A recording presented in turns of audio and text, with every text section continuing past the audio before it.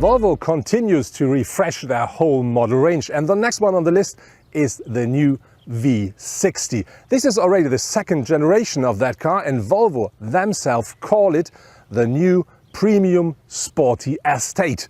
And today we're going to have a closer look how sporty and how much premium that car is.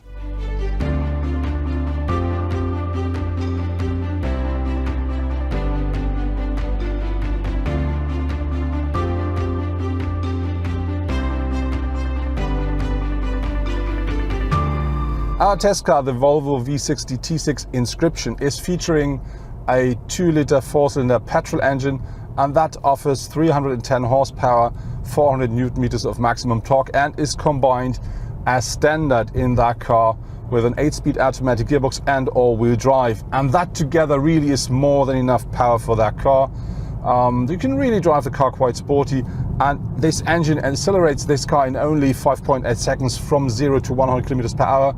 Top speed is 250, so I think that really works well. But there is one thing I don't like so much, because you can feel the revs of the car when driving fast. For instance, when you're on a motorway, you can really feel that you're driving in high revs, which is something where I would say I do prefer the 6-cylinder engines, which are not available for that car, a bit more, because I think they have more culture. But that's just my personal feeling, because very important is the engine is very well insulated, so you will not really hear the engine. It's more a bit like a feeling. But as said, with 310 horsepower in that car, that's more than sufficient.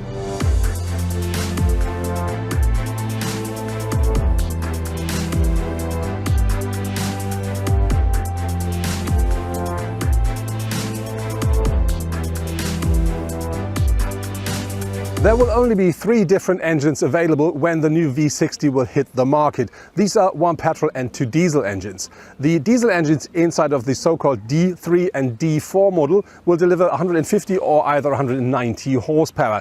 The petrol engine, which is the car we're driving, the T6, that'll offers 310 horsepower and a maximum torque of 400 Newton meters. Very important to note that only the big T6 comes as standard with the 8-speed automatic gearbox as well as with all-wheel drive. Both of the diesels, they come with a 6-speed manual gearbox and front-wheel power. There will be more engines available in the future for the V60, and very important, there will be some electrified engines as well, the so-called plug-in hybrids. We want to know how much sport is inside of this new V60, and I have to say that you can really drive the car on one hand very comfortably, very quiet. On the other hand, you can, I would say, let's have some fun with the car, because with 310 horsepower there is more than enough power to let the car fly. With the all-wheel drive and a very nice suspension, the car really fits well on the track. And so I can say, with the steering, which is very precise and very direct, you can really have some fun with that car. So I would say, yes, there is sports inside of this premium sports estate.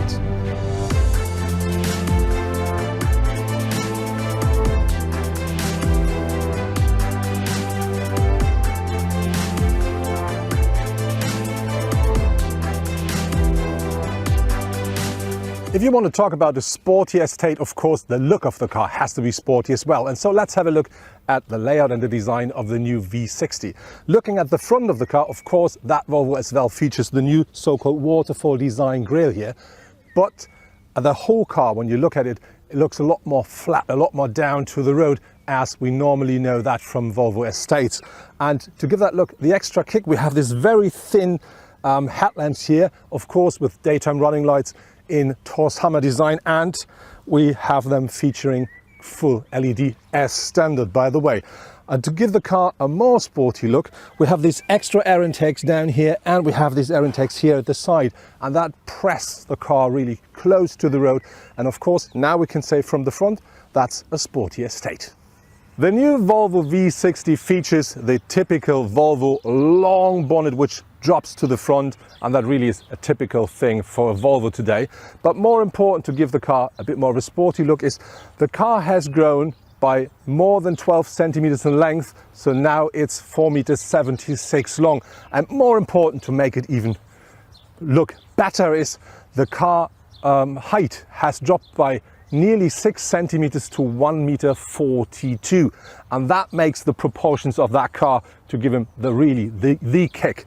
Regarding to sportiness, you can have up to 20-inch alloys for the new V60. We have mounted here 19-inch. A very nice detail regarding to the design is this line here, which really gives you an extra impression, extra push to these wheel arches, and I think that makes the car look more sporty. But very important for the whole impression of the car are two lines. One is the roof line that drops slightly to the rear, and the other one is this window line that comes up here, and that together with this cut over here gives the car a push forward. So I think that's what we want when we talk about a sporty estate. A typical Volvo estate design element are these very pronounced shoulders here. And what I like is that line starts here and it ends up right here into the taillights. And these taillights are typical Volvo as well, because they're going up to here. And that is something you won't find with so many cars. When you look at the rear of the car really stands very solidly on the road. That gives it a sporty look again. And something I really like is the exhaust element down here, because this one here is a real exhaust.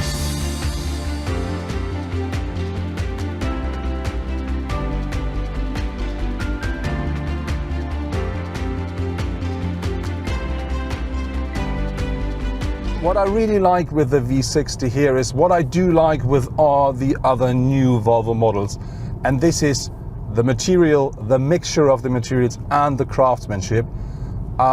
In our car we do have a bi-color leather trim here, and that really looks so beautiful and so nicely made.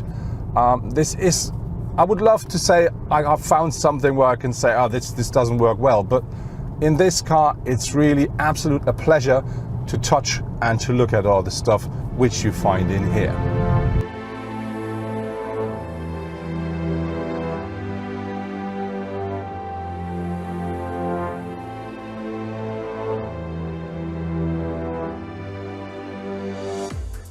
The new V60 now also has the typical upright touchscreen as the central operating element.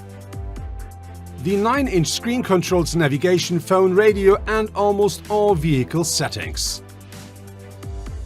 The optional head-up display not only supplies the most important driving information, it also warns the driver in dangerous situations. Talking about space of the V60, the car has grown a lot. So about 12 centimeters in length, it has shrinked a bit regarding to the height, but you can really feel that you have about 10 centimeters more wheel space inside the car.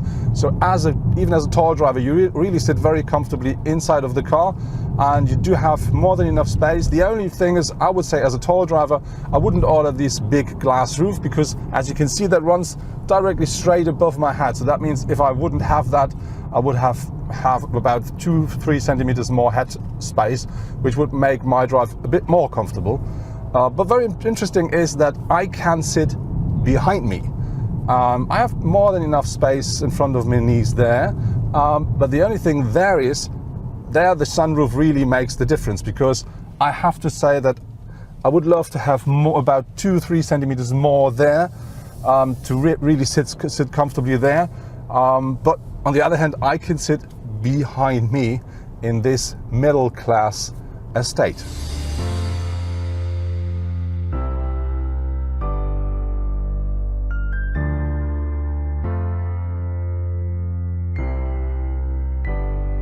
Talking about an estate means, of course, we have to talk about the boot size.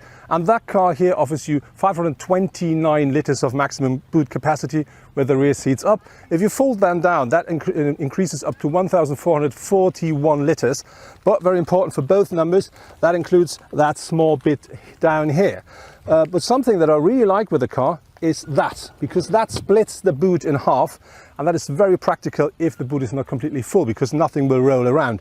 Very important is, if you order a car like that, have a closer look regarding to the colors, because with this light interior here, that looks very nice, but as you can see, we met some bad experiences with it, so it's quite, let's say, sensitive. But overall, I think a reasonable sized boot.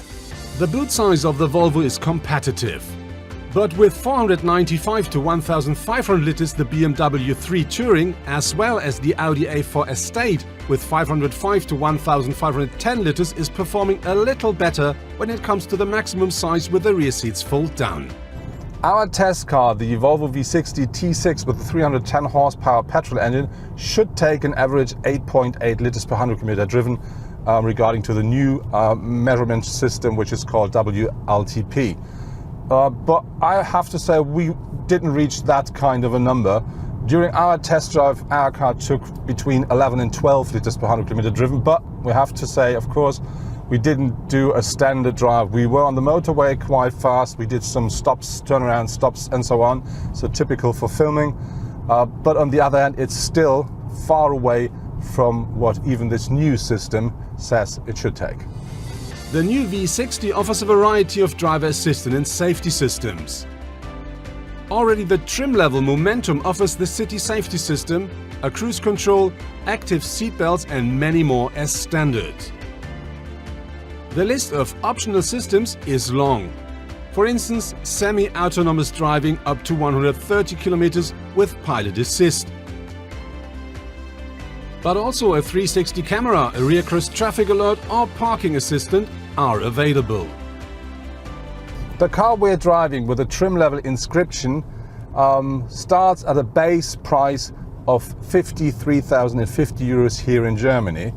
And the car comes quite well equipped, so it offers as standard traffic sign recognition, it offers as standard electrical seats, climate control and a lot of other stuff. But if you really want to have a premium estate, you have to put some extras in, and that costs extra. So our test car, as we're driving it with all the equipment we do have, which is fully equipped, that costs you about 20,000 euros more than that.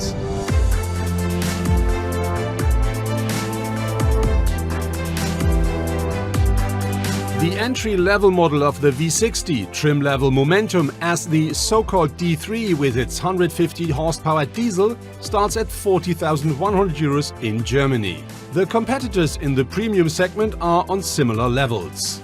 At Audi, the A4 Estate with a 2-litre 150 horsepower diesel starts at 38,650 euros. The brand new 194 horsepower C220 as a T model is offered by Mercedes from 43,994 euros onwards. And the competitor from Bavaria, the BMW 318d Touring, starts at 39,600 euros. That was our test drive with the brand new Volvo V60, and the question was how much sportiness and how much premium we're going to find in that car. And I have to say that car not only looks very sporty and dynamic, you can also really drive that car the way you want, even if you want to push it a bit more to the limits. On the other hand, when we talk about premium, the only thing you really have to do is look inside the car. The craftsmanship as well as the materials like the leather are absolutely fabulous and I think very well made. So it's an absolute pleasure to sit inside of that car. The only thing I can complain about with this car is the price, because that car as it stands here costs you 74,400 euros here in Germany. But on the other hand, if you want to spend that money, you really get a very unique, very nice car, very sporty estate, and this is a car not everybody will drive.